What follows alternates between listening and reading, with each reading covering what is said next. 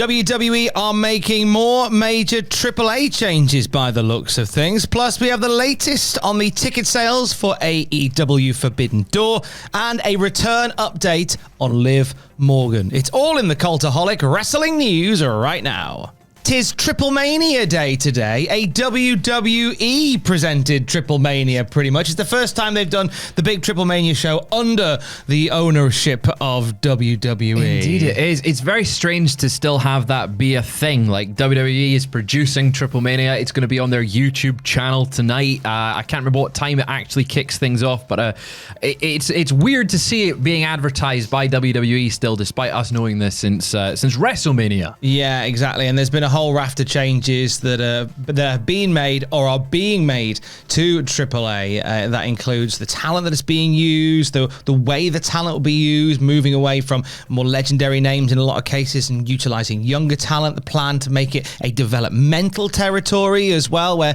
stars can basically work to be on the main WWE roster. But WrestleVotes Radio say a cosmetic change amongst these other changes is coming up as well. Indeed, saying we're told WWE is strongly considering a redesign of the AAA logo, something that better reflects the company's new identity under the WWE umbrella, while giving it a fresh, modern look.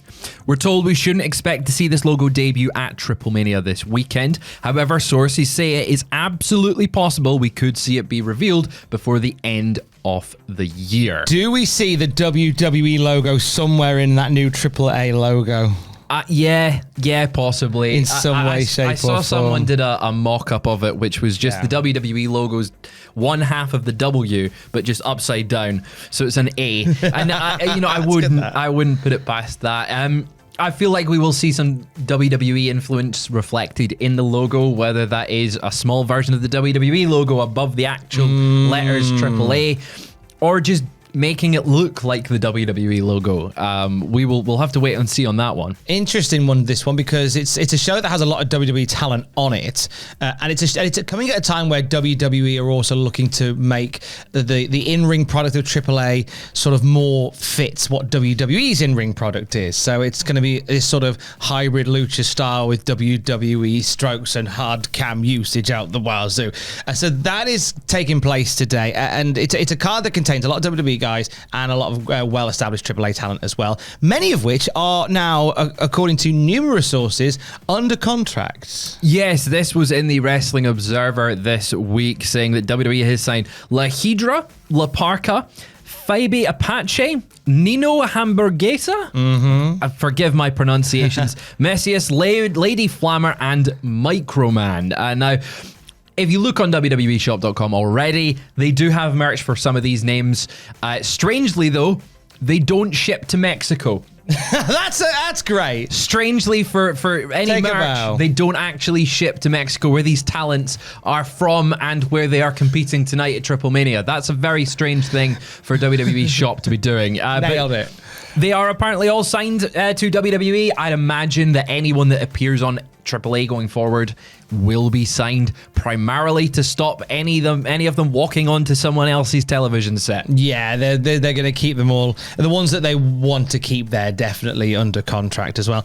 No mention of Alberto El Patron in all of that, or in any of the planning ahead of this Triple Mania. That is very, very true. Now, he did lose a loser leaves town match in AAA not that long ago, and there was reports a while back that he was already under contract with WWE through AAA, but we have no update on his future, despite reports saying that there's some within the company that do want him back there. I mean, I would be very intrigued to watch Triple Mania tonight. I mean, I can't imagine WWE would bring back somebody with a sketchy past just to surprise the audience. That seems really out of character for them to do really that. Strange. Very much so. Hey, in terms of people that might turn up at AAA, WrestleVotes Radio telling us that they can report that Omos's name has once again coming up into discussions around AAA. One source mentioning he could very well appear this weekend at Triple Mania. We're told WWE remains intent on expanding its reach beyond their own traditional borders and believes that a stint in AAA could do wonders for him as a bona fide special attraction. And it certainly would make him a special attraction. His run in Noah at the start of the year was highly acclaimed despite it only lasting like a month. Yeah. He won the tag belts, he came in, and he just made a mark. People were like, we like Omos. This is a whole new Omos that we've not seen in WWE, that we've not been able to see in WWE.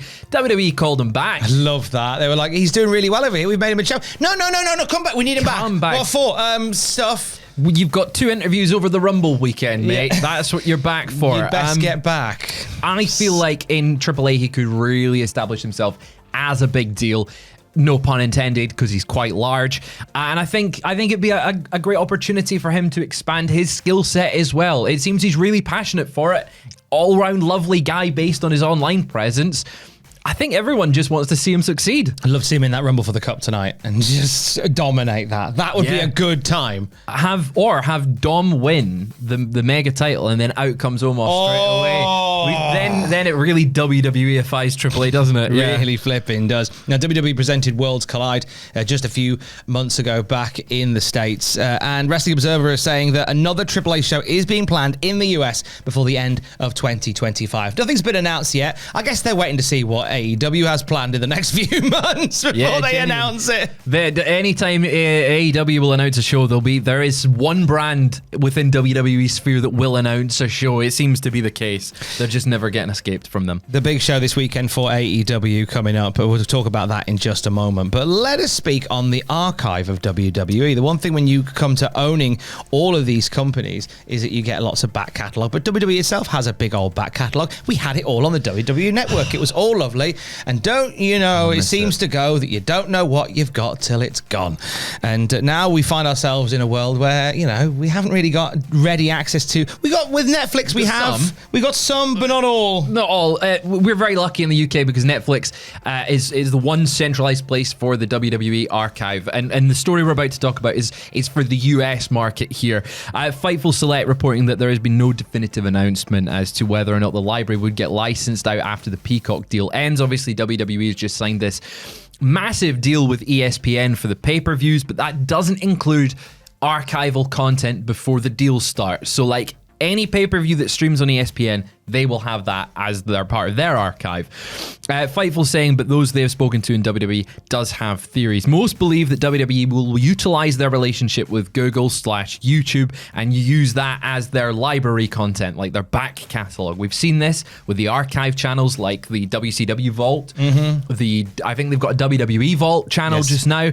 But Fightful saying one source that they spoke to thinks that will allow them to cultivate new fans via that archived content. And if they somehow get a big offer, which no doubt they will, for the archive, they could take that as an option instead. How's this as well? According to Fightful Select, WWE has almost every show they've ever uploaded on the back end of their YouTube channels for copyright recognition purposes. So everything from current Raws to Shotgun Saturday Nights, they're all on the back end. They're all just waiting. They can just hit a button. And unlisted. They'll all go live. Oh, they'll all go live. They've just got YouTube. I mean, no wonder they've got them there just to have as a safe space of holding them until they move them over to the next archive. But hopefully we'll get an update on what it means for the US market. Thankfully over here, we've got Netflix. Yeah, soz about that. But NordVPN is very much your friend. AEW Forbidden Door is next weekend at the O2. There's been a lot of conversations about how this one is selling. WrestleTix are the go-to for all the correct answers on this, and some really, really positive news for AEW going to next weekend. Absolutely. As Tom said there, it's a week away, and there is only 770 tickets left. It's going to sell out. There is no doubt about that. They're currently set up for about 17,000 people in the venue. So they're just 700 shy off that being a complete sellout. They've opened up seats in the last week that is behind the stage that are restricted view. To get in, it's only £31. So it's going to be a very, very packed out O2 in London. Last time WWE was there, I think they did a very similar number in terms of attendance, so around that 17,000 mark. So great things for AEW hitting that target. Yeah, it really is as well. It's going to be a big old weekend of the wrestling. A bunch of indie events taking place across the weekend as well. I know Rev Pro have got 2 nights of action. Pro Wrestling Eve have got a big show as well. But I'm going to be hanging out with my mate, my best friend, Jeff Jarrett, as we revealed exclusively on Cultaholic yesterday, My World Live with Jeff Jarrett, taking place at the Boundary in Farringdon, 7:30 on the night before Forbidden Door. Conrad Thompson can't make it to the UK, so they've asked me to do it. They have. You've got the call. You're being called up. Is it still Jeff's world or is it your world now? I think I'll say it's mine. And no one else's. Jeff Jarrett and myself on stage with, of course, you've got to complete the Trinity, Fraser Porter. You do. Grado's going to be there. I tell you, my ears are still ringing from All In 2023. And Grado's... That's the noise. That is the noise. So I hope you give it the same oomph as Grado comes to stage in the Boundary in Farringdon. You realise as well, because me, Grado and Jeff on stage, a bunch of surprise guests as well. Jeff Jarrett has just passed 2 years as Texas Chainsaw Massacre Deathmatch Champion. What an accomplishment. I know, right? Maybe is that his best title? I think That's his best title, so, you know. I've asked him if he can bring the belt with him. I've asked him if he'll bring it, but we've got a lot of special guests. We're gonna have a really fun night. It's like I said, the Boundary in Farringdon, 7:30 Saturday night. You can get your tickets to come and join us the night before Forbidden Door. We are opening the naughty window. MyWorldLiveUK.com. Can't call it the naughty window. I've asked. Livid, quite frankly.